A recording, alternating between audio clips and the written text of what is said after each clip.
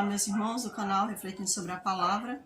Mais uma vez aqui nós estamos juntos e vamos estudar novamente, a lição da Escola Sabatina de Adolescentes, que vem falando sobre um assunto muito importante, sobre como nos importarmos uns com os outros, cada vez mais. E sempre, todos os assuntos são importantes, mas quando a gente reflete dentro de cada assunto, a gente vai tirando o melhor dali para nós. Então, nós vamos ver aqui o versículo, que está lá no livro de 2 Timóteo, o capítulo é o 4, o versículo é o 9. Mas, antes de tudo, nós vamos agradecer a todas as pessoas que estão se inscrevendo nesse canal, como também agradecemos a todas as pessoas que têm compartilhado esse vídeo, têm deixado seus comentários, também têm deixado seus likes. Então, nós temos mesmo que agradecer a Deus acima de tudo e aos nossos amigos e irmãos em Cristo Jesus. Porque aqui quando a gente fala do Senhor, a gente está agindo, está unificado nele, e somos uma só família nele. Então aqui a gente não age como uma instituição, trazendo um nome, mas sim como uma irmandade no Senhor Jesus. Então, antes de tudo, vamos fazer aqui a oração para pedirmos ao Senhor a sua orientação. Nosso Deus e nosso Pai, agradecemos pela oportunidade de mais uma vez nos reunirmos. Como eu sempre digo, Senhor, infelizmente o Senhor não voltou, mas felizmente o Senhor tem nos dado mais um dia para nos converter, para deixar nossos maus caminhos e seguirmos ao Teu santo nome, Senhor, seguirmos ao Senhor somente.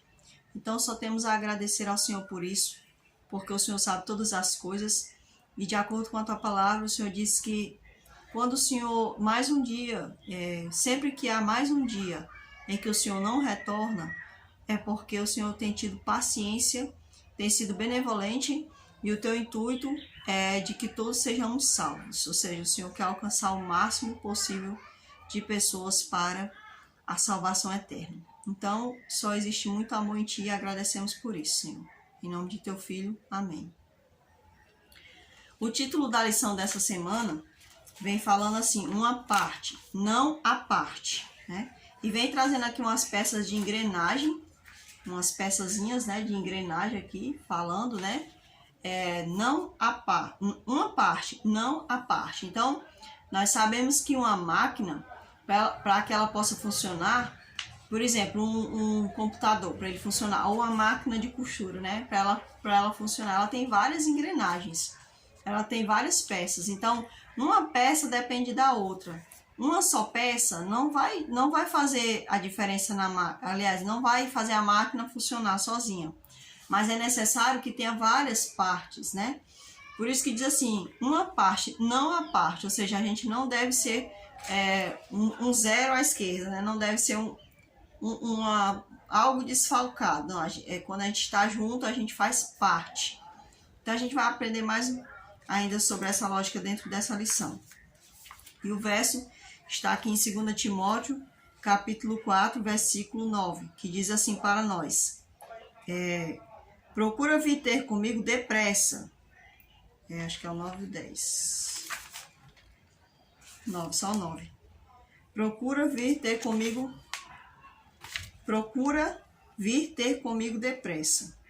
Então, aqui Paulo, ele escreveu essa carta a Timóteo, que era um dos seus discípulos, E um discípulo muito amado, que Paulo, ele tinha muito cuidado, porque era um jovem.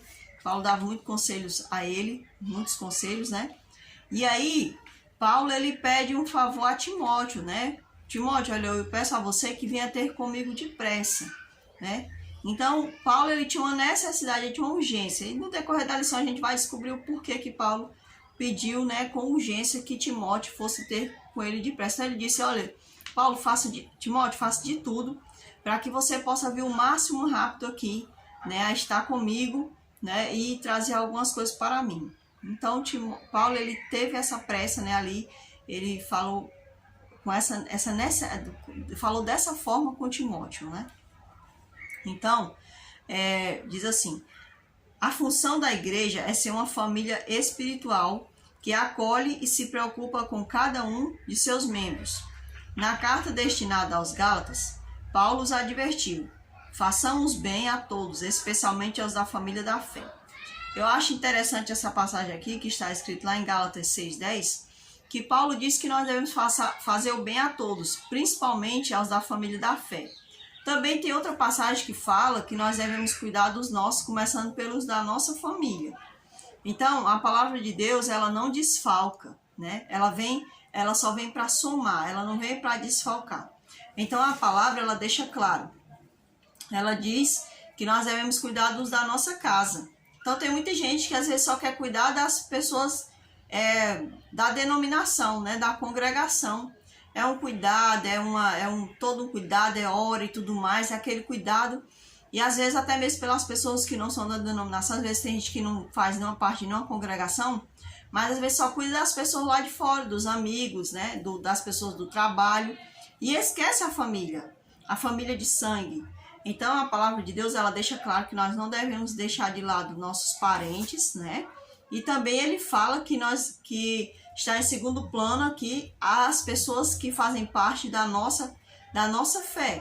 Ele diz que nós devemos fazer o bem, começando também pelos da família da fé. Então, muitas das vezes, a igreja, ela peca nisso. Em que é que a congregação, muitas das vezes, peca? Ela peca em se preocupar muito em trazer pessoas de fora, em cuidar das pessoas de fora, em dar o alimento, em dar um apoio psicológico, mas muitas vezes as pessoas de dentro da congregação estão padecendo algum tipo de sofrimento. Sofrimento psicológico, às vezes está padecendo um sofrimento físico, um sofrimento material. Então o Senhor, ele deixa claro, né, que nós devemos tomar cuidado dos irmãos da fé. Então eu tenho uma preocupação aqui, que eu aprendi essa preocupação desde quando eu entrei na congregação, né? Quando eu comecei a fazer parte de uma congregação, eu aprendi que nós devemos buscar as pessoas lá fora, ajudar essas pessoas a serem resgatadas. No caso, um dia eu fui assim, né? Mas quando essas pessoas estiverem dentro da congregação, nós devemos cuidar dessas pessoas, nós devemos cuidar da igreja de Cristo. Então não é só cuidar só lá do de fora e deixar os de dentro que já são de qualquer jeito. Ou só cuidar dos de dentro e esquecer de buscar lá fora. Não, nós devemos, como Jesus disse, fazer estas coisas sem esquecer daquelas. Então muitas das vezes as pessoas, elas querem fazer ou só uma coisa ou só outra. Não. No plano de Deus, no projeto de Deus, é fazer isso sem esquecer daquilo. Então nós devemos cuidar dos da casa da fé, devemos cuidar da nossa família e também daqueles que não compartilham da nossa fé. Nós também devemos cuidar desse. E a palavra de Deus diz urgente, os da nossa família, os da fé e os de fora.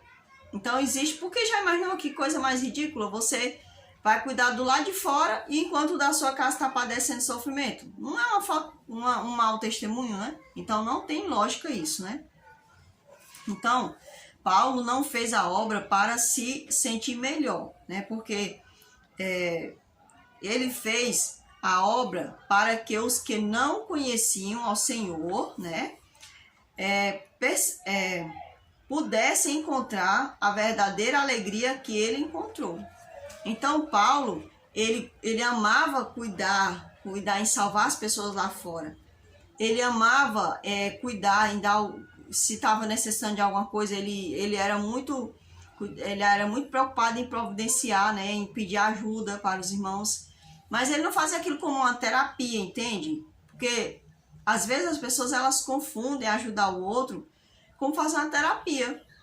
Então, muitas das vezes quando alguém está com depressão, ele recebe um aconselhamento para ir trabalhar com um voluntário, ajudar a fazer participar de um grupo de artesanato, né, e tudo mais, fazer uma espécie de terapia.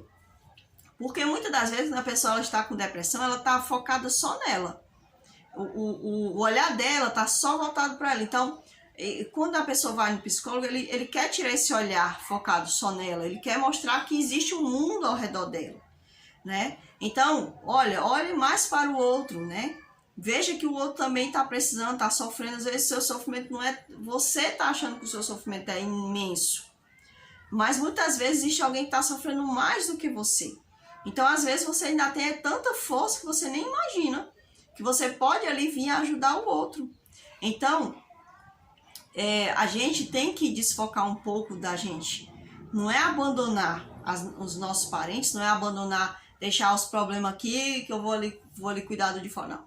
Paulo, ele não fazia isso, ele cuidava do outro porque o outro precisava. E eu acredito que é assim que nós devemos pensar. Nós devemos pensar no outro porque o outro precisa. Eu não devo cuidar do outro porque eu vou me sentir tão bem. Isso aqui é uma terapia, vou ficar zen. Não. Né? Não, eu vou ajudar porque Deus vai me dar mais de volta. Né? Eu vou dar um pão porque Deus vai multiplicar o meu. Não, não é isso. Né? É ajudar pensando no outro. Paulo mesmo diz lá em 1 Coríntios, se eu não me engano é o capítulo 13, que fala sobre o amor, né? E ali ele fala, né? Que ainda que eu dê tudo, né? Se não tiver amor, não estou fazendo nada. Então, se eu posso estar fazendo tudo pelo outro, mas se eu não estiver pensando no outro, eu não estou fazendo nada demais, né? Eu estou achando que eu estou fazendo, mas não estou fazendo nada demais. Eu estou fazendo pensando em mim. Pensando em os holofotes virem para mim, chamar atenção para o meu ego, né? Me mostrar. Então, não pode ser assim, né? Não pode ser com esse intuito. Paulo nos explica, né, lá em 1 Coríntios, né, que devemos fazer algo por nosso próximo, pensando sempre no próximo. Né? Aqui nas partes das perguntinhas diz assim, ó, quem são as pessoas mencionadas nestas passagens? O que Paulo diz que elas fizeram ou deviam fazer? Que ações ajudaram Paulo e quais magoaram? Então, Paulo ele comentou sobre duas pessoas, sobre dois homens, Fígelo e Hermógenes. Ele disse que essas duas pessoas abandonaram ele, né, quando ele se encontrou aprisionado no meio da acusação. Então, Paulo ele foi esquecido por esses irmãos. Então, você já imaginou, você está passando por um sofrimento e você é esquecido, né? Você é deixado de lado. Isso é terrível. Eu digo isso porque eu já passei isso. Eu já fui uma pessoa não assistida pela congregação. Quando eu padeci por um sofrimento muito grande, né, dentro da congregação, um processo, né, de levantamento de falso testemunho, e eu acho que ficaram umas gotinhas de pessoa, porque a maioria das pessoas, por amizade, elas nem sequer pararam para vir conversar comigo, para saber o que estava acontecendo. Não, elas simplesmente ouviram o que foi melhor para elas, né, na parte das amizades, e assim seguiram.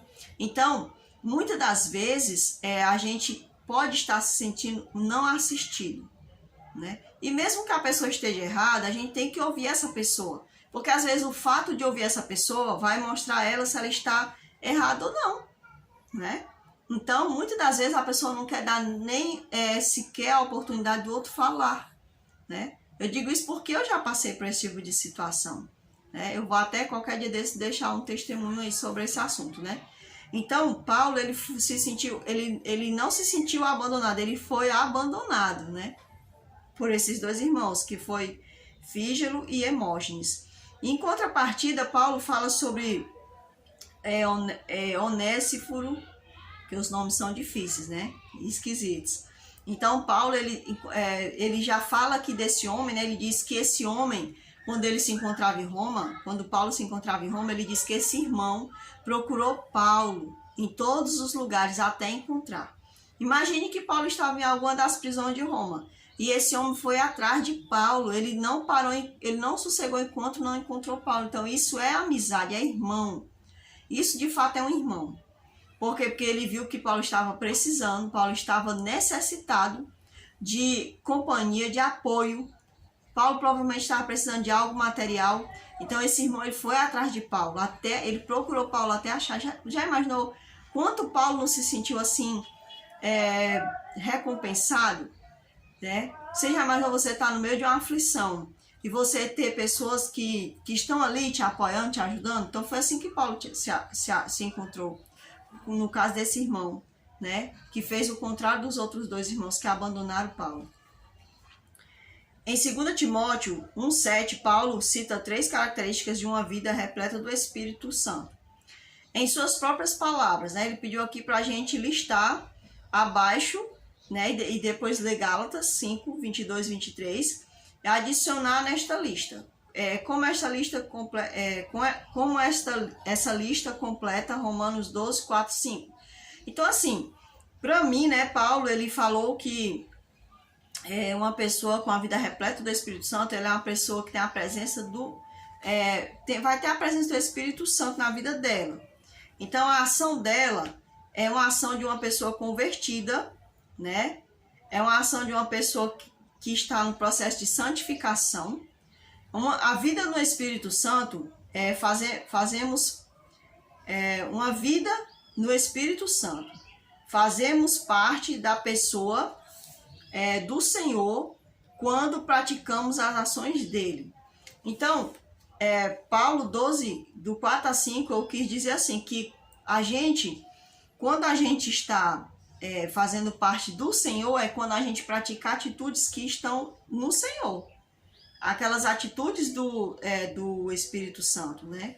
Os frutos do Espírito Santo em nós. Então, uma pessoa que está com Jesus, que ele está vivendo com Jesus, com o Senhor, ele vai praticar ações que estão no Senhor, né? Sejam ações de bondade, de alegria, de fidelidade, de mansidão, né? Sejam essas atitudes, ou seja até mesmo a atitude de exortação, de correção, né? Ele vai ter essas atitudes que haviam no Senhor, porque o Senhor, ele agia com a bondade, ele trazia dignidade às pessoas. Em contrapartida também, se fosse o caso de ele repreender, ele repreendia, ele chamava a atenção, como no caso de Pedro, quando Pedro foi dizer para o Senhor que não era para ele ficar falando aquilo na frente dos discípulos. Olha, não fala isso não, você vai morrer. O Senhor chamou ele e disse para ele e para os demais discípulos, né, que Satanás se retirasse. Então ele repreendeu ali a atitude, né? Então nós devemos ter as mesmas características do Senhor, né? Paulo estava sozinho e perto do fim de seus dias, mas ele nunca se esqueceu do objetivo de sua vida, ajudar outras pessoas.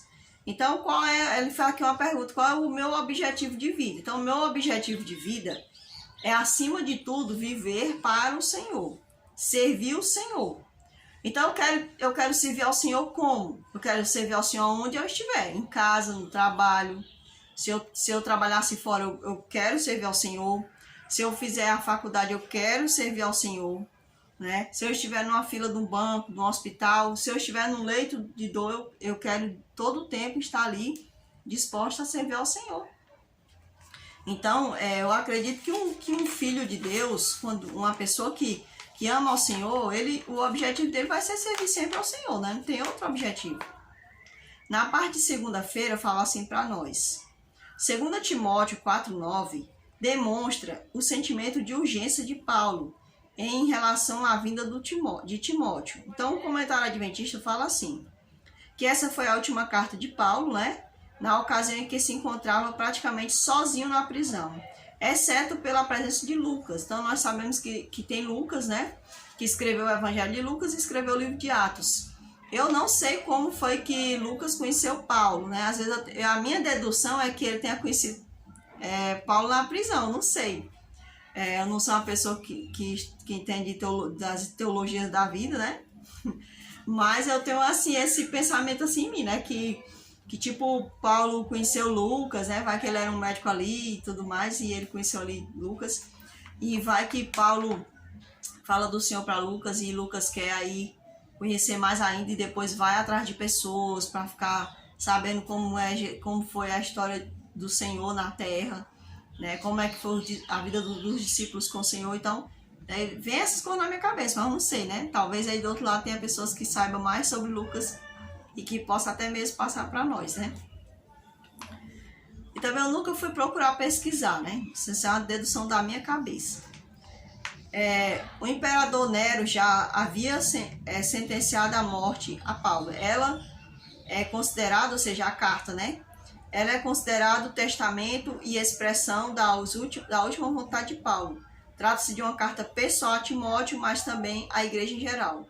Por quê? Porque Paulo está falando ali tanto para Timóteo, mas de uma certa forma vai servir para a igreja, porque ele vai estar dando conselhos que servem para nós hoje como igreja. Então, na verdade, foi algo que não foi tanto só pessoal, né? Serviu também para esse intuito. Paulo abriu o coração em sua última carta, revelou suas prioridades e seus objetivos. Então, esse foi o objetivo de Paulo. Na parte de terça-feira, fala assim: no primeiro julgamento, Paulo foi considerado inocente e foi libertado. Nero tinha moral baixa e foi capaz de cometer crueldades terríveis. Gente, quando a gente pesquisa sobre a história de Nero, a gente descobre que ele era um homem altamente cheio de si, que eu não vou botar aqui a culpa só no diabo, né? Porque o pessoal diz assim, era um endemoniado. Para um demônio entrar na vida de uma pessoa é porque ela deu cabimento a ele. Então, a palavra de Deus, o Senhor deixou bem claro que quando uma pessoa conhece o Senhor e abandona, o espírito ruim vai e volta e traz mais 7. Então, ou seja, fica 8 demônios naquela pessoa, né? Então, a gente percebe que uma pessoa que dá lugar, dá vazão aos demônios, o demônio vai ali fazer o que quer na vida dele, através dele, a não ser que ele se renda ao Senhor. Porque nesse mundo, ou a gente segue ao Senhor, ou a gente segue ao inimigo. Então, mesmo que eu tenha as minhas vontades próprias, através das minhas vontades próprias, eu demonstro a quem eu estou servindo, se é ao Senhor ou se é ao maligno. Então, o fato de uma pessoa estar dentro da igreja não quer dizer que ele esteja seguindo de fato ao Senhor. Aliás, uma pessoa que faz parte da igreja não quer dizer que de fato esteja seguindo ao Senhor. Ele pode estar ali, mas ele pode ter morrido a fé dele, pode ter morrido o amor dele pelo Senhor, e ele pode estar dando vazão ali ao maligno. Então, Nero era um homem cheio de si, né? Era uma pessoa que gostava de ser adorado, ou seja, Satanás disse, tudo isso te darei se prostrado me adorares. Então, ele gostou provavelmente ele gostou, né, disso na vida dele, de ser adorado, de ter poder sobre as pessoas. A pessoa disse, não, mas é que ele era traumatizado, tinha muitos problemas na vida dele, na infância. Quando a gente passa por sofrimento, a gente tem escolhas. Quando a gente cresce, a gente pode escolher viver o passado ou seguir num futuro diferente. Então, se ele seguiu naquele passado, é porque ele gostou daquele passado, né? Daqueles sofrimentos e de causar sofrimento nos outros. Então, Nero viveu uma vida terrível, né? Matando pessoas próximas a ele, prostituindo pessoas, né? Então, ele viveu uma vida terrível. Você pode até pesquisar sobre a história de Nero, porque eu acredito que vale a pena. Eu gosto muito de pesquisar. Se eu tivesse assim mais tempo disponível para ler e um pouco melhor da visão, eu gostaria de ler muito mais ainda, né? Então, eu tenho lido muito pouco ultimamente. Então, aqui diz assim, tem pessoas que dizem, irmãos, que o Wikipédia não é seguro, mas eu acredito que seja, porque o Wikipédia, muitas pessoas que escrevem lá, eles deixam as fontes. Então, pelas fontes, você sabe se é seguro ou não. Né? Então, sempre que eu leio algo no Wikipédia, eu vou lá, vejo quais foram as fontes que aquela pessoa utilizou. Demas foi um ex-cooperador de Paulo. Não se sabe ao certo porque ele abandonou o apóstolo. Talvez ele tenha ficado com medo de morrer.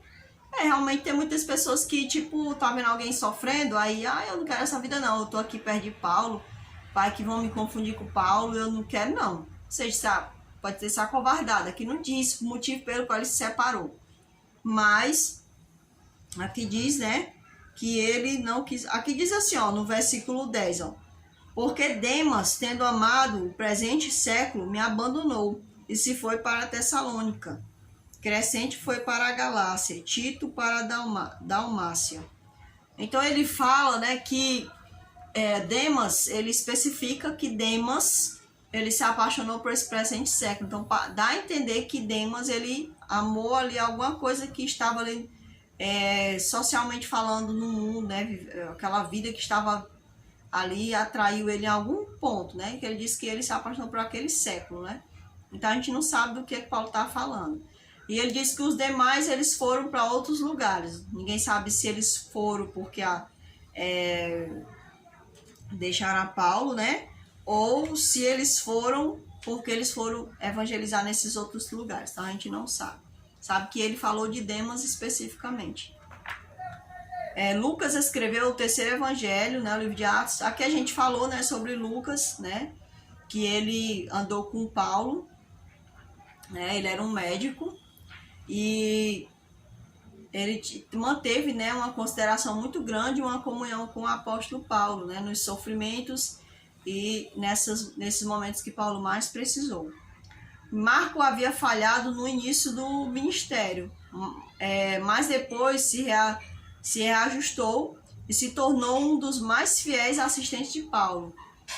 Após a morte de Paulo, Marcos trabalhou com Pedro em Roma. Então, esse Marcos aqui é o Marcos, o evangelista, né? O que escreveu o Evangelho de Marcos. A gente sabe que tem um ponto lá na história de Paulo, né? Que Paulo se enraivece ali com o Marcos. Talvez o Marcos não tinha tanta maturidade assim. Paulo, a gente já sabe que ele era muito zeloso.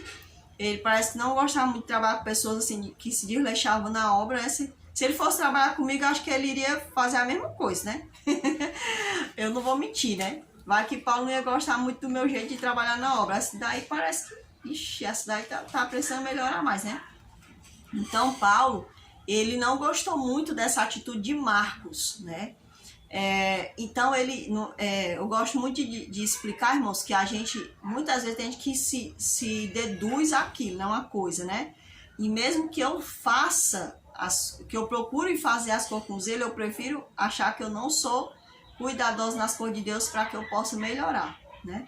Então, Paulo, ele era muito zeloso e Marcos, ele não tinha ainda uma maturidade, mas a gente entende que ele amadureceu com o tempo, até mesmo, se eu não me engano, foi Barnabé, que foi lá trabalhar com ele.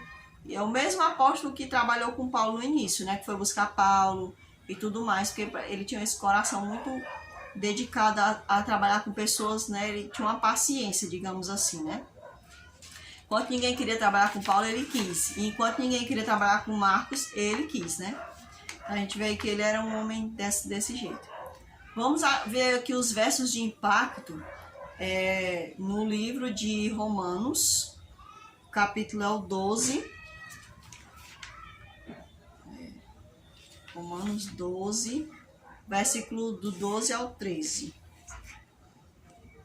Diz assim: regozijai-vos na esperança, sede pacientes na tribulação, na oração perseverantes.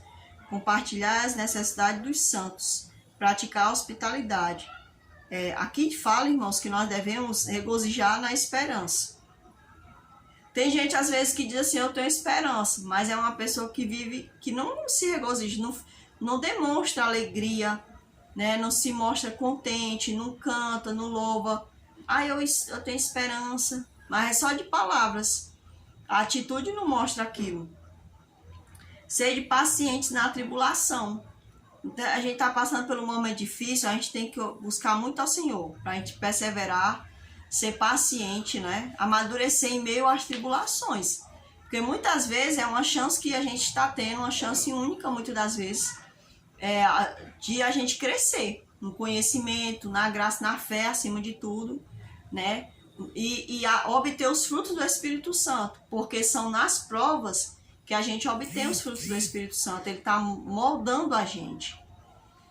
Diz que na oração, perseverantes. Isso aqui é uma coisa que eu preciso muito. Eu preciso mais ainda ser perseverante na oração, né? Não desistir de algo que eu estou buscando, né? Porque a oração é isso.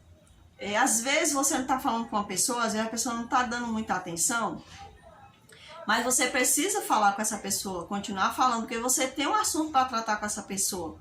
Se não for com ela, não é com o outro. E o Senhor não é diferente. O meu assunto na oração é com o Senhor. Então eu tenho que insistir com Ele.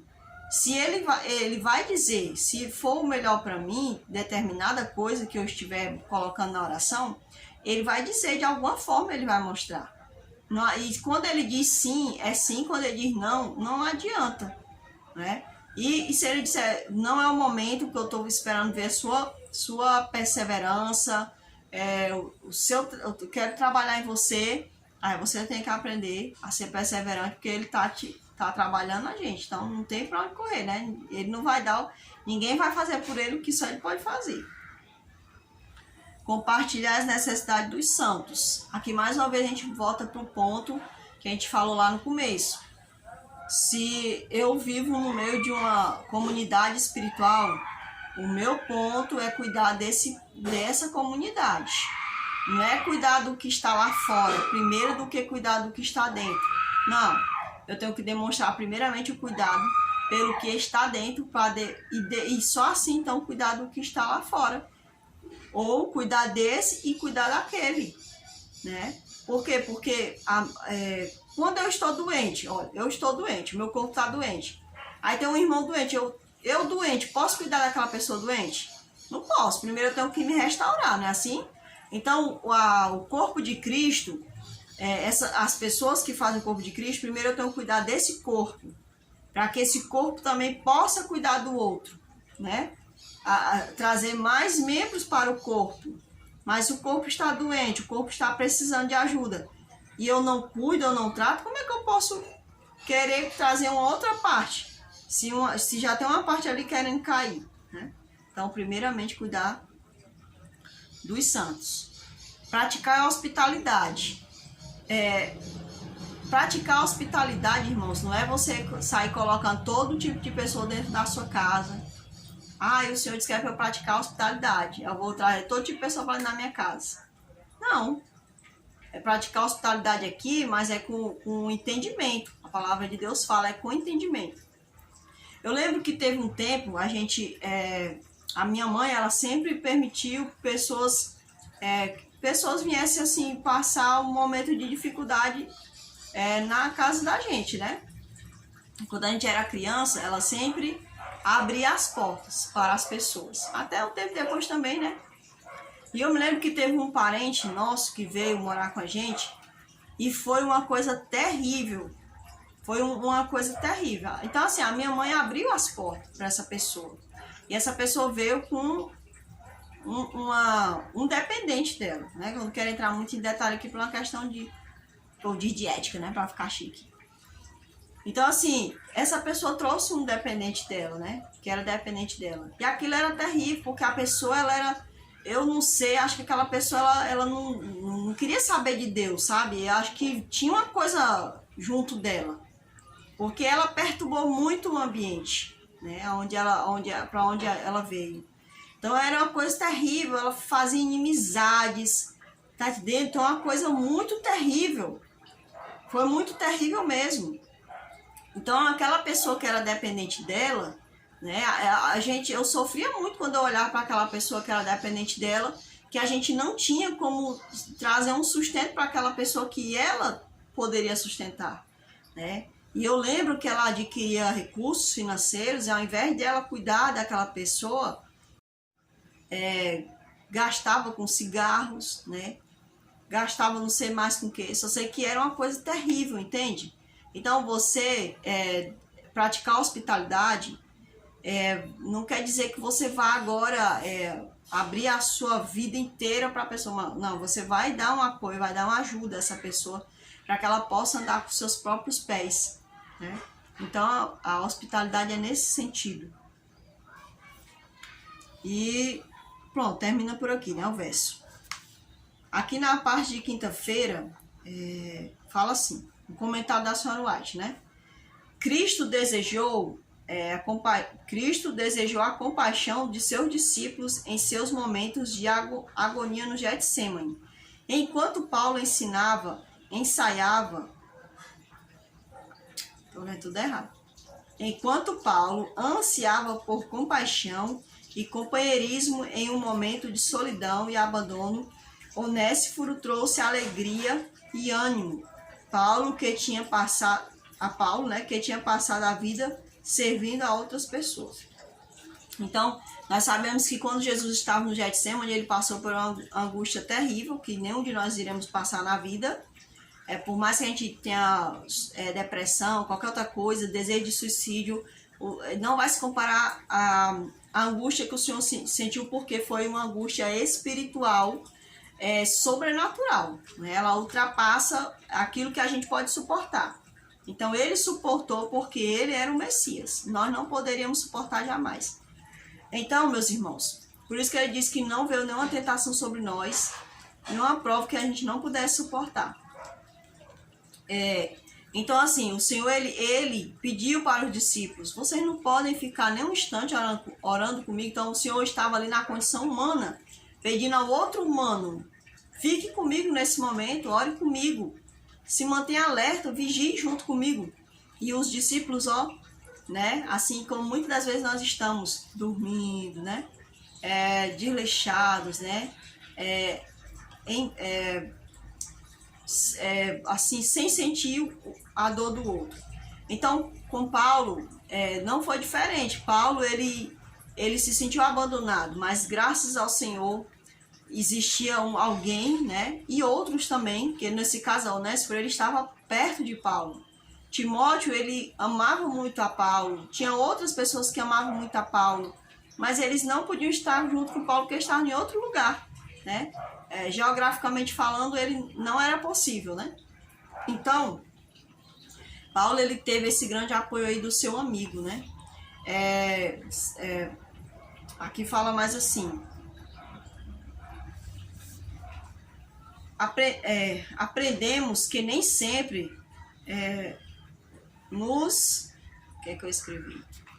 Sempre nas dificuldades haverá pessoas a nos ajudar. Pareceremos estar só, mas não estamos.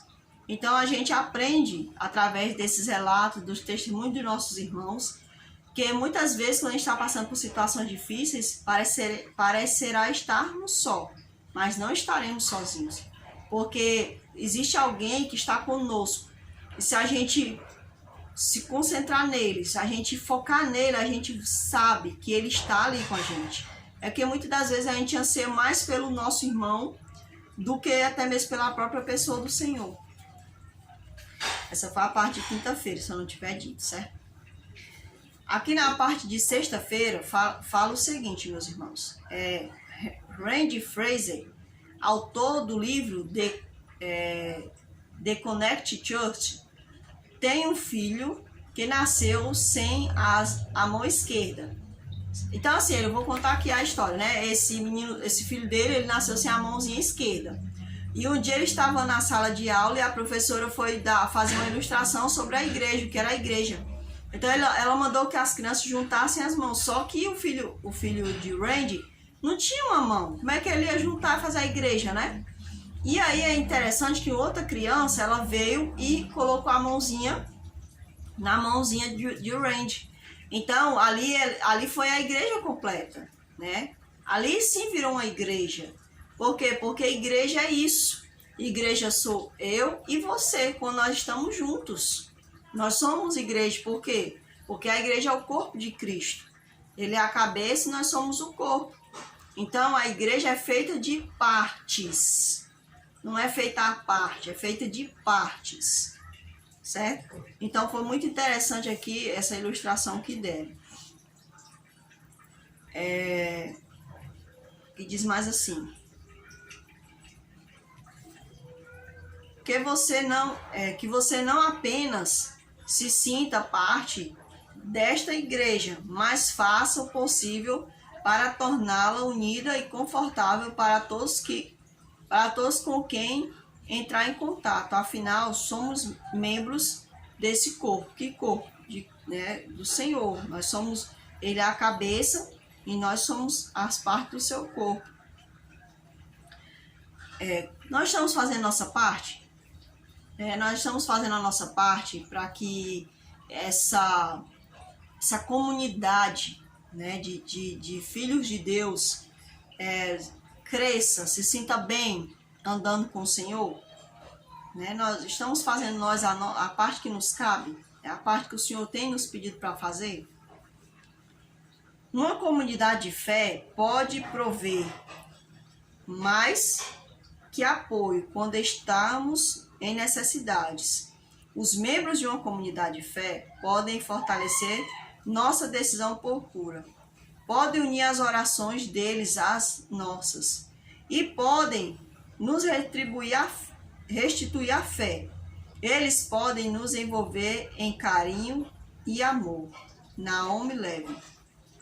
Então, é isso que é a Igreja de Cristo. A Igreja de Cristo é um grupo de pessoas que sai dos conceitos que eles viviam antes, das tradições humanas, dos conceitos pagãos, né, que envolve aí o ensinamento do Senhor. E aí ela sai desses conceitos e agora ela anda na luz do Senhor. E agora ela vai atrás de mais partes, né? Tem muitas partes espalhadas pelo mundo. Ela vai atrás dessas partes que estão espalhadas para trazer, para agregar a esse corpo. Então ela faz isso, ela faz através do carinho, do cuidado, do amor, né? Restituindo a fé que alguém perdeu. Porque quando eu testemunho, quando eu mostro quem eu estou servindo, eu estou restituindo a fé de outras pessoas. Depois da pandemia, percebemos como algumas coisas que considerávamos comuns são, na verdade, muito especiais. Uma delas é o convívio social. O ser humano precisa de interação e de sentir-se amparado. Então aqui diz assim, né? Será que não há alguém ao nosso redor, né, que está se sentindo desamparado? Então, muitas das vezes, meus irmãos, aqui vem um conceito, eu estava até vendo um vídeo que eu vi aí, né? Um caso que aconteceu aí, né? Aí a pessoa, porque as pessoas elas gostam muito de elogiar o nome da instituição. Aí tinha assim no vídeo, né? O morador de rua elogia a IARD, né? Olha o que ele falou da IARD. Aí eu disse, mas é claro que a pessoa vai falar bem de qualquer denominação que ajudou ele, não vai falar mal, né? Então assim, a pessoa fez esse vídeo, mas mais para falar assim, para exaltar o nome da denominação, né? Então assim, mas às vezes a gente não para pensar. Por exemplo, a pessoa ela não parou assim para ver uma análise de um vídeo anterior que essa pessoa fez, né? Eu estava vendo um vídeo que essa pessoa fez, que ele se meteu em um escândalo, esse morador de rua, e eu achei horrível o jeito como ele falou ali da pessoa com que ele tinha se envolvido, né? Ali parecia assim que não havia um arrependimento, porque ele sabia que o que ele estava fazendo não era correto. Mesmo que a pessoa tenha saído com ele sem que ele obrigasse. Mas expor a pessoa, ficar ali com aquelas palavras, aquilo não era legal, entende? Então, muitas das vezes, muitas pessoas, elas estão vivendo em certas situações, não é porque alguém deixou de amparar ela. É porque muitas vezes ela quer se encontrar naquela situação. Eu lembro do testemunho do Lázaro, que é o cantor Lázaro, que ele até faleceu. Ele disse, né, que quando ele usava drogas, a família dele não aguentava mais ele. Então, muitas vezes, pessoas estão lá fora, morando na rua, e a pessoa diz assim, tá morando na rua, coitado, porque ele foi abandonado pela família. A família não quis. Mas o que foi que o Lázaro falou? Olha, eu entendia, eu nunca me esqueço das palavras dele. Tem um testemunho dele, né, que eu vi. Ele disse, eu não julgo a pessoa, eu não condeno, acho que ele falou mais ou menos, vou usar aqui minhas palavras, que ele disse que não condenava a pessoa que não queria conviver com o drogado. Porque ele disse que é terrível, né? Então, muitas das vezes as pessoas elas condenam. Por que será que fulano é tão maltratado pela família? Mas às vezes a pessoa ela não para pensar. É porque às vezes a gente acha assim que a gente tem só que ajudar. Por exemplo, eu chego na rua, eu levo ali a comida para um morador de rua. Mas eu vou ver a vida inteira só dando a comida para ele. Eu não vou ali tentar saber o que está levando ele a viver na rua. Eu não vou querer ajudar de uma certa forma aquela pessoa. Porque às vezes a pessoa mora na rua porque ela não pode pagar um aluguel, porque ela está com depressão, porque ela se teve uma intriga com a família, às vezes por orgulho. Sim, tem muitas pessoas que que não querem conviver com a família porque eles são orgulhosos. Acontece muito isso. A pessoa ela não quer conviver em família, mas muitas vezes se dá bem com a família dos outros porque a pessoa é orgulhosa. Às vezes é egoísta. Então, muitas das vezes a gente tem que entender que eu não posso só levar um pão material. Também tenho que levar um pão psicológico, um pão espiritual. Orar pelaquela pessoa, para que aquela pessoa, se tiver alguma coisa causando aquela prisão dela viver ali naquela circunstância, para que ela seja libertada daquela situação. Porque será que Deus fica feliz? Será que o Senhor fica feliz que eu leve só o pão material, volte para minha casa e deixe aquela pessoa naquela circunstância ali? Não, Deus não vai ficar feliz com isso, meus irmãos. O conceito de Deus é que haja transformação. O que o Senhor quer de nós é transformação, é convertimento, é isso que o Senhor quer de nós, das nossas vidas. Ele não quer que vivamos aprisionados em remédios, em drogas, aprisionados em vícios obscuros. O Senhor não quer isso de nós, Ele quer nos libertar. O Senhor disse que se o Filho vos libertar, certamente sereis livres. E Ele diz, conhecereis a verdade vos libertará. Então, quando eu tive a oportunidade de ir ali juntamente com outras pessoas, né, fazer um trabalho ali de rua, né, para moradores de rua, eu observava. Havia muitas pessoas que eram orgulhosas. Havia pessoas que naquela circunstância tinham vergonha, mas não era orgulho, eles tinham vergonha, eram tímidos, se sentiam para baixo. Já outros não, vinham com aquele olhar soberbo, sabe? Já outros, um olhar tristonho. Então você percebe ali o ambiente, o que está ali prendendo aquela pessoa. Às vezes pessoas vêm do interior para a cidade achando que tem emprego, não tem, não consegue. Se a gente mora dentro de uma casa, perde o emprego, a gente passa dificuldade. Imagina uma pessoa que vem de longe, sem família, aí mora de aluguel, perde o trabalho, vai morar onde? Só resta a rua para ele muitas das vezes, não é verdade? Então, muitas das vezes, a gente tem que entender que nem sempre uma pessoa está numa circunstância ruim, porque é para a gente ajudar. Não, às vezes, ela buscou aquela situação para ela.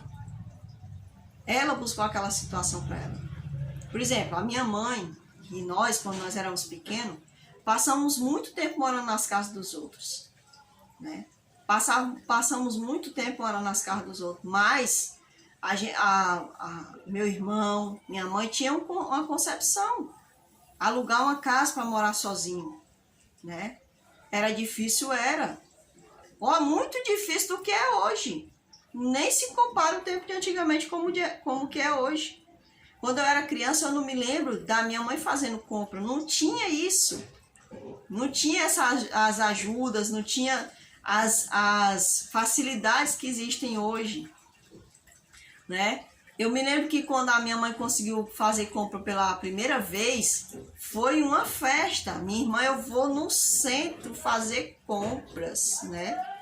E se tacou lá pro centro fazer compras, né? E lá vinha ela com a caixa na cabeça, a gente fazer compra no centro de Fortaleza, né? A gente morava num bairrozinho, né? Então, assim, a gente não mora muito distante do centro de Fortaleza. Mas é interessante que ela foi pro centro com uma colega dela fazer compras, porque a mãe trabalhava no centro, né? E aí ela foi com essa colega dela lá fazer as compras no centro, né? Então, aquilo ali para nós, a gente se sentiu rico, porque a gente agora estava morando em casa alugada, né? A gente já tinha tido a oportunidade de morar outras vezes nas casas alugadas, mas não era uma casa como era do tempo que a gente foi morar, né? Porque às vezes era só um quartinho pequenininho e ali era só para ficar dentro mesmo, né? Um barraquinho. E aí foi que um dia, acho que com uns 6 anos de idade, foi que 6, 7 anos por aí, eu vi a minha mãe alugando essa casa, que era uma casa com 2 cômodos e um banheiro, né? Só sala e cozinha e um banheiro. E ali a gente foi morar, ela e os meus irmãos, né? Que éramos 5 irmãos, né? Na época, né? Depois aí faleceu um e depois nasceu... Aliás, nasceu um e depois faleceu o outro, né? Então a gente foi morar ali. Então, assim,